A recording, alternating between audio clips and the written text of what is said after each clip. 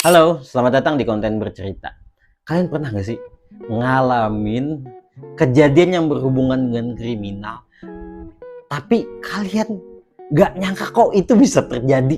Jadi pada suatu pagi, seperti biasa saya kerja di toko tanpa ada ekspektasi apapun tentang hari itu, dan hari itu berjalan dengan sangat normal sekali.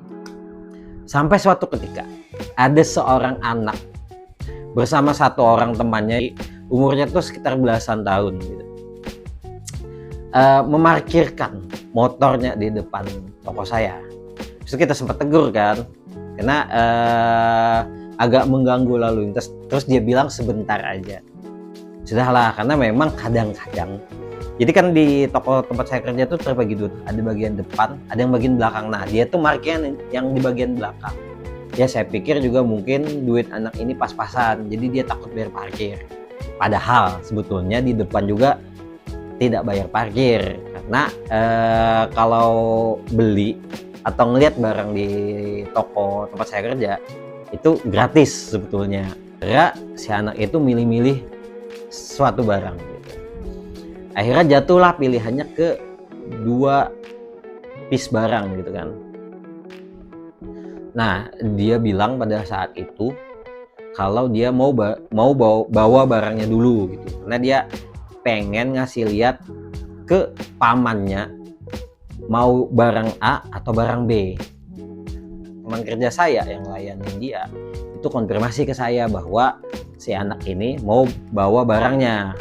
Otomatis karena saya juga nggak kenal, nggak tahu tempat dia tinggal di mana, udah saya tolak karena nggak bisa saya percaya dia tiba-tiba bawa barang. Si anak itu nyoba meyakinkan lagi kalau yang dia datangin cuma deket-deket di sekitar toko saya gitu kan. Nggak juga, saya tetap nggak percaya, karena emang apa jaminannya kalau si anak itu bakal kembali untuk membayar barang itu gitu.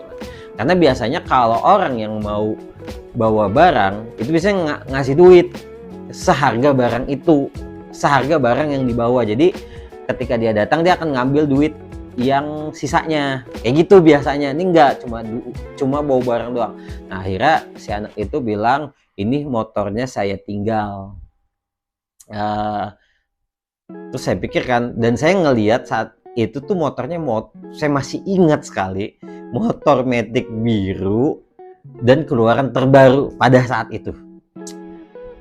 Dan ketika dia ngasihkan kuncinya itu, gantungan kuncinya itu berbentuk dompet, dan di dalam dompetnya itu ada STNK-nya. Saya pikir juga, oh ya udah ada motornya, kuncinya sama STNK-nya.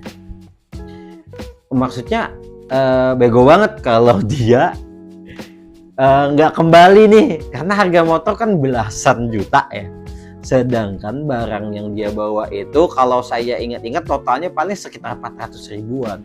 Maksudnya bodoh banget kalau dia nggak kembali. Singkat cerita, beberapa jam kemudian saya tuh khawatir kok anak ini nggak kembali-kembali, sedangkan dia bilangnya sebentar aja dan ngedatangin pamannya yang berada di sekitar toko saya. Saya masih berpikiran siapa tahu ketiduran atau masih nunggu mungkin pamannya belum datang. Tapi sampai tutupnya toko juga nggak datang gitu. Nah, habis itu saya konfirmasi kan ke bapak saya gini, ini gimana sih orangnya nggak datang. Terus ada tetangga toko juga yang kebingungan tuh kenapa motornya sampai sore masih ada di situ gitu. Ada yang bilang kayak siapa tahu mobil curian lah, apalah. Saya juga nggak berani memastikan itu kan, karena juga nggak ada bukti apapun kalau itu memang mobil curian, karena masih ada kecurigaan itu. Habis itu tapi masih juga takut dengan kalau bener seandainya itu motor curian gitu. Akhirnya konfirmasilah ke keluarga istri saya yang seorang polisi, gimana sih ini. Terus dia menyarankan saya untuk melaporkan ke polsek terdekat, karena ditakutkan kalau misalnya curian kita dianggap menadah. Ya udah, bilang aja mengamankan bahwa kita melaporkan ada orang meninggalkan barang di tempat kita. Nah, sampainya di polsek, terus polisinya bilang jangan langsung, kita nggak bisa, kita menerima laporannya, Tapi simpen aja dulu motornya di tempat Anda, karena takutnya kalau orangnya memang ketinggalan, ketiduran atau lupa. Karena kata polisnya pernah ada kejadian di suatu tempat parkir, dilaporkan motor itu masih ketinggalan di situ sampai malam. Ternyata orang ketiduran dan udah pulang ke rumah. Nah, makanya ditunggu dulu 2 hari ini apakah kembali atau tidak, sambil anggota polisinya nyari info soal motor itu, karena saya juga ngasih data-data yang tertera di STNK-nya itu kan. Sehari setelahnya rekan kerja saya yang ngelayanin dia baru ingat kalau si anak itu pernah ngechat dia di Facebook, ngegodain gitu lah. Wah iya, akhirnya saya hubungin kan, kamu kembali sini bawa barang saya, ambil motor kamu. Nah tapi si anak ini kayak ngulur-ngulur sesuatu kayak gitu, dan dia malah nyuruh saya untuk datang ke tempat dia. Tapi kayak saya pikir-pikir juga ngapain, dan tempatnya itu udah beda kota, dari kota saya ke kota sebelah gitu kan. Saya juga nggak mau, kayak kenapa saya harus jauh-jauh ke situ gitu.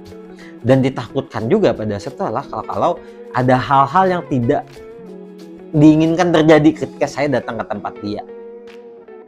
Jadi ya udah, saya bilang saya kekeh, saya nggak mau ke tempat dia. Kalau kamu mau, kamu yang datang ke tempat saya. Kalau kamu nggak mau datang, nanti ambil motornya di polsek, karena nih motornya masih di toko saya gitu kan. Ternyata sampai di 2 hari setelahnya si anak itu juga tidak muncul batang hidungnya gitu. Dan otomatis setelah 2 hari itu polisi datang ngejemput motornya itu, dan beberapa hari setelahnya ternyata bener si motor itu bukan motor si anak itu motor curian. Dan tahu nggak yang lebih plot twistnya juga adalah nggak cuma motor itu, ada 2 motor lainnya. Otomatis dia udah nyuri 3 motor. Dan saya kayak, kok bisa ya, masih belasan tahun. Tapi sih kalau ngelihat dari foto-foto yang ada di Facebooknya itu ya, pokoknya ada salah satu foto di Facebooknya itu, dia tuh kayak di kaca kamar mandi hotel kayak gitu. Kamar mandi apa lemari hotel kayak gitu ya, pokoknya yang ada kaca lebarnya gitu, kayak foto selfie kayak gini sambil ngeliatin iPhone-nya. Dan dari yang saya dengar nih, akhirnya kan riset tuh, kalau si anak itu sebetulnya bukan dari kalangan yang mampu gitu, dia menengah ke bawah gitu. Jadi kayak apakah dia melakukan kejahatan ini untuk memenuhi gaya hidupnya gitu. Itu yang masih saya nggak tahu kan. Jujur saya tuh pengen ngobrol sama anak itu, karena kayak kok bisa dia nyuri motor sebanyak itu dan melakukan blunder yang seaneh itu. Dia bisa-bisanya naruh motor itu tempat saya. Otomatis saya pasti melaporkan ke polisi kan, daripada hal yang tidak terjadi ke saya gitu. Singkat ceritanya lagi, beberapa minggu kemudian akhirnya dilakukan persidangan. Saya datang tuh ke kantor pengadilan. Nah, di saat saya nunggu tuh datang tuh satu orang yang saya nggak kenal lagi. Terus mukanya tuh kayak menatap saya dengan curiga gitu. Nah, ternyata setelah kita ngobrol kayak sambil ngerokok gitu, dia kira saya tuh terlibat juga dalam aksi pencurian itu. Saya bilang enggak, saya ceritakanlah kejadian yang sebenarnya tentang di toko saya itu. Oh, akhirnya dia paham. Kemudian dia bercerita tuh, kenapa akhirnya si motor itu bisa dicuri sama anak itu. Makanya setelah kejadian itu saya tidak berani lagi, walaupun jaminannya sebesar apa, karena itu cukup menakutkan. Semoga itu nggak terjadi lagi deh. Males banget berurusannya, harus datang ke kantor polisi berkali-kali untuk memberi kesaksian.